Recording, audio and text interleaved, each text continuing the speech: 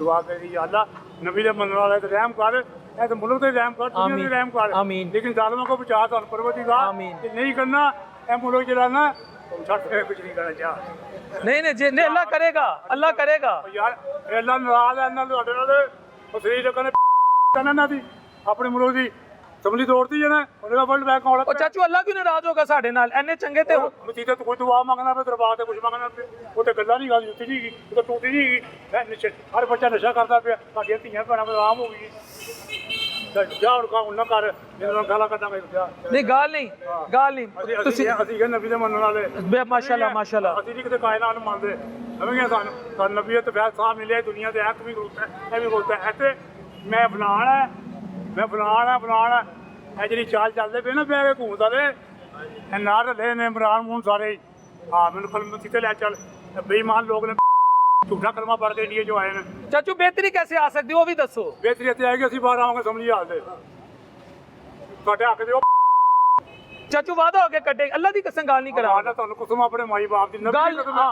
गाल नहीं चलेगी ਸਮਝੀ ਹਾਲ ਦੇ ਬਾਹਰ ਆ ਉਹ ਕੋਏ ਜਾਂ ਤੁਹਾਨੂੰ ਮਾਰਦੇ ਹੋ ਜਾਂ ਮਰ ਜਾਓ ਤੁਹਾਡੇ ਗਰੀਬਾਂ ने ना कहो ਅਸੀਂ ਚੰਗੇ ਲਈ ਬੰਦੇ ਚੁਣੀਏ ਨਾ ਚਾਚੂ ਚਾਹੇ ਕਿਸੇ ਵੀ ਸਿਆਸੀ ਪਾਕਿਸਤਾਨ ਮੈਨੂੰ ਇਹ ਕਾਇਦਿਆਂ ਨੂੰ ਚੰਗਾ ਨਹੀਂ ਗਾਦੀ ਤੇ ਮੈਂ ਕਿਤੇ ਚੰਗਾ ਨਾ ਨਾ ਕਹੋ ਚਾਚੂ ਲਾਮਾ ਇੱਕ ਓਏ ਮਰਾਸੀਆਂ ਦਾ ਮੁਲਕ ਹੈ ਇੰਡੀਆ ਪਾਕਿਸਤਾਨ ਉਹ ਸ਼ਾਇਰ ਸੀ ਉਹ ਵਕੀਲ ਸੀ ਗੁਲੂਕਾਰ ਸੀ ਲਤਾ ਮੰਗੇਸ਼ਕਰ ਕਿਤੋਂ ਆਇਆ ਤੂੰ ਉਹ ਨਬੀ ਦਾ ਕਲਮਾ ਦੇ ਉੱਤੇ ਮੌਕੇ ਨਹੀਂ ਹੋ ਸਕਿਆ ਉਹ ਵੜ ਕੇ ਮਦੀਨੇ ਗੱਡੀਆਂ ਲੈ ਕੇ ਪੜ੍ਹਨ ਦੇਖਿਆ ਜੀ ਕਮੇ ਲਾ ਇਲਾਹਾ ਇਲੱਲਾਹ ਮੁਹੰਮਦ ਰਸੂਲullah ਅੰਦਰੋਂ ਤੋਂ ਕਮੇ ਭਾਜੀ ਉਹ ਕਹਿੰਦਾ ਲਾ ਇਲਾਹਾ ਇਲੱਲਾਹ ਮੈਂ ਮੁਨਕਰ ਨਕੀਰ ਅੱਲਾ ਤੁਸੀਂ ਇਹਨੇ ਗੁੱਸੇ 'ਚ ਕਿਉਂ ਹੋ ਉਹ ਯਾਰ ਤੁਸੀਂ ਮੇਰੇ ਭੈਣ ਭਰਾ ਔਲਾਦ ਨੂੰ ਭੁੱਖ ਨਹੀਂ ਮਰਦੀ ਪਈ ਮੰਗਦੇ ਪਏ ਸ਼ਰਮ ਨਹੀਂ ਗੱਲ ਮੰਨਦੀ ਇਹ ਪਾਕਿਸਤਾਨ ਦੇ ਵਿੱਚ ਕਿ ਰੋਟੀ ਮੰਗੇ ਖਾਵਾਂਗੇ ਯਾਰ ਉਹ ਚਾਰ ਸੂਬੇ ਨੇ ਉਹਨੂੰ ਰੋਟੀ ਤੇ ਦਿਓ ਪਠਾਨ ਵੀ ਇੱਧਰ ਪੰਜਾਬੀ ਵੀ ਇੱਧਰ ਸਿੰਧੀ ਵੀ ਇੱਧਰ ਬਲੋਚੀ ਵੀ ਇੱਧਰ ਉਹ ਵੀ ਇੱਧਰ ਹੈ ਵੀ ਯਾਰ ਉਹ ਗੱਲ ਹੈ ਯਾਰ ਇਹ ਮੁਸਲਮਾਨ ਭਰਾ ਨੇ ਨਮਾਜ਼ ਨਹੀਂ ਪੜ੍ਹਦੇ एक ही सामने खड़े हो गए आजाद काली शेर पड़े जा ले जा माँ को शेर ਨੂੰ अपने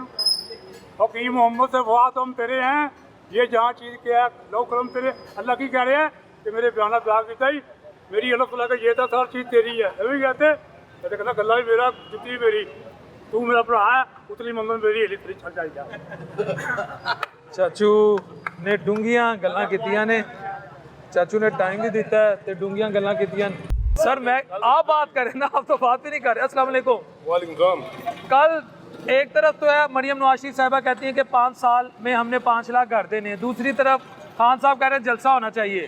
अब मुझे ये बताएं कि हम 5 लाख घरों की तरफ जाएं या जलसे जुलूस करें? पहले उनको जीने का तो हक दें, उनकी राय को तो तस्लीम करें। जीने का हक दे नहीं रहे हैं तो घर कहाँ से देंगे? 70 साल में आप जब भी देखो कानून साजियाँ उस 70 साल में कौन सी कानून साजियाँ जो आज तक नहीं हुई हैं? इन कानून साजियों से आवाम को क्या मिल रहा है? वही बिजली के सर जमहूरियत मजबूत हो रही है। कौन सी जमहूरियत? कहाँ मजबूत हुई आज तक 70 साल में? जमहूरियत का किसका नाम है? अब ये देखें ना जरदारी साहब और नवाज शरीफ साहब इकट्ठे हैं, ये क्या जमहूरियत का हुसन नहीं है? चोर इकट्ठे हो जाने को जमहूरियत का हुसन बन जाता है। हम कितनी देर चोर चोर कहेंगे? हम कब ये चोर चिकारी से लफ्ज उनका ऐसा किरदार बता दे कि वाकई उन्होंने कोई ऐसे इस मुल्क को वाकई कुछ ऑफर लेके गए हों कि ऐसी बेहतरी लाए हों। किरदार ये है कि खान साहब रहते मुल्क डिफाल्टर हो जाना था, IMF ने आपके साथ एग्रीमेंट नहीं करना था। आप देखें IMF भी एग्रीमेंट करने जा रही है और मुल्क बेहतरी की तरफ जा रहा है। डिफाल्ट कहते हैं वो कहते हैं जी मुल्क डिफाल्ट हो रहा है, डिफाल्ट होने जा रहा है। और डिफाल्ट कौन हो रहा है? होने तो एक बार होकर देख तो लें वो डिफाल्ट होने और सर अल्लाह ना करे 10,000 रुपया लीटर पेट्रोल मिलेगा। वो भाई पहले जो मिल रहा है वो किसको मिल रहा है? फ्री मिल रहा है उन्हीं को मिल रहा है ना। आवाम तो फिर भी अपना खून पसीना बहा के जो है 12, 14, 16 घंटे काम करती है। ये सब ड्रामे हैं, डिफाल्ट होने दें। श्रीलंका डिफाल्ट हुआ था, कहाँ पे खड़ा है? ठीक है, ये सिर्फ आवाम को बेवकूफ़ बनाने के लिए डिफाल्ट हो गया तो ये हो जाएगा वो हो जाएगा। असल में डिफाल्ट जब होगा तो ये इशराफिया मरेगी, गरीब नहीं मरेगा। गरीब फिर भी इस तरह गुजारा कर लेगा, वक्त गुजार लेगा, लेकिन ये मरेंगे असल में ये इशराफिया है जिन्होंने अल्लाह ना करे अगर मुल्क उस तरफ गया, मैं तो नाम भी नहीं लेना चाहता, फिर 5 लाख घर कौन देगा उन लोगों को जो बेघर है? 5 लाख भाई आपको लगता है 5 लाख 24 करोड़ आवाम में से 25 करोड़ आवाम में से देखें तो कितने लोग बेघर हैं? कहाँ पे बेचारों के लोगों को घर नहीं है। ये सारे ड्रामे हैं, ये दूसरे टाइम पास करने के लिए। आप कैसे कह सकते हैं ड्रामे हैं? ये 4 साल पूरे हो जाएंगे उसको चले जाएंगे बस। ये आपने ये किया था वो किया था। इन्होंने मेट्रो दी, ऑरेंज ट्रेन दी, मोटरवे दी, हो सकता है 5 लाख घर भी दे दें। अपने बाप की जमीन बेच के दी है, मेरे पैसा है, इसका पैसा है, इसका सब क्या है, पेट काट के हमने दिया है। हम बिलों के, बिजली के बिलों में, गैस के बिलों में हर जगह टैक्स हम अदा करते हैं। ये कौन सा एहसान करते हैं? ये तो हमारा ही खाते हैं। ये भी तो टैक्स अदा करते हो हुक्मरान। कौन सा टैक्स दिखा दें, उन्हें बता दें उनकी इनकम कितनी है, उनके जो असासे कितने हैं और टैक्स कितने हैं। कितनी दफ़ा डिक्लेयर करें? शरीफ खानदान रोता उस दिन पता नहीं मियाँ साहब कह रहे थे कि हमने हर दफ़ा हमें एहतसाब के कटहरे पे खड़ा किया, लेकिन अल्हम्दुलिल्लाह अल्लाह के फजल करम से हम बेगुनाह निकले। तो और कितनी दफ़ा आप उनको ये बात कहते जाएंगे? किसी ने खूब कहा है कि जो रोटी चुराए उसे सूली पे चढ़ा दो, जो रोटी चुराए उसे सूली पे चढ़ा दो, जो मुल्क लूटे उसे बार बार कुर्सी पे बिठा दो। हर दौर के मुनसफ ने लिखा है ये कलम से गुर्बत नहीं मिटती तो गरीबों को तो मिटा दो। इनको पहले ये बता दें कि इनका दादा जो था वो वाकई एक मजदूर था, या उनका उसका जो दादा सॉरी इसका बाप जो है शहबाज शरीफ का बाप वाकई के मजदूर था, और क्या नाम है मरियम जो है उसका दादा वाकई अमीर था। सर बड़े सगीर पाको हिंद की मशहूर इंडस्ट्रियलिस्ट फैमिली से उनका ताल्लुक था, मैंने तो ये उनसे सुना है। तो मेरे भाई आप हिस्ट्री खोल के देख लें, ये जितने भी खानकाहों में बैठे हुए हैं, ये जितने भी शराफी जुडिशरी में, ब्यूरोक्रेसी में, एस्टेब्लिशमेंट में, पॉलिटिशियन में जो हैं ये खानकाहों में बैठे हुए हैं, ये सारे वही हैं कि जिनके बड़ों ने अंग्रेज़ों की गुलामियाँ की थी, अंग्रेज़ों के साथ वफाएँ की थी, मुसलमानों के साथ गद्दारियाँ की थी, जिनको अंग्रेज़ों ने ज़मीनें भी लॉट की थी, जिनको जुडिशरी में, ब्यूरोक्रेसी में, एस्टेब्लिशमेंट में, पॉलिटिशियन में ये वहीं बिठा के गए हैं। भाई कौन सी और क्या किरदार इन्होंने अदा किया था? कौन से बहुत जदाद जो थे वो मुगलों में से थे या ऐसे? शबाना रोज काम नहीं किया इनके बुजुर्गों ने। उसकी खाला की बेटी का नाम किसका नाम है यार? शबाना सुन के यार नहीं, मैंने सीखा ना। आप वो वजीर आजम, उनसे पूछ लेंगे शबाना रोज का मतलब क्या है, ये तो उनसे पूछ लें कभी। शबाना रोज शब रोज सुबह शाम 24 घंटे काम काम काम। शब रोज तो मैं सुनता था, ये शबाना पता नहीं बीच में कहाँ से आ गई है।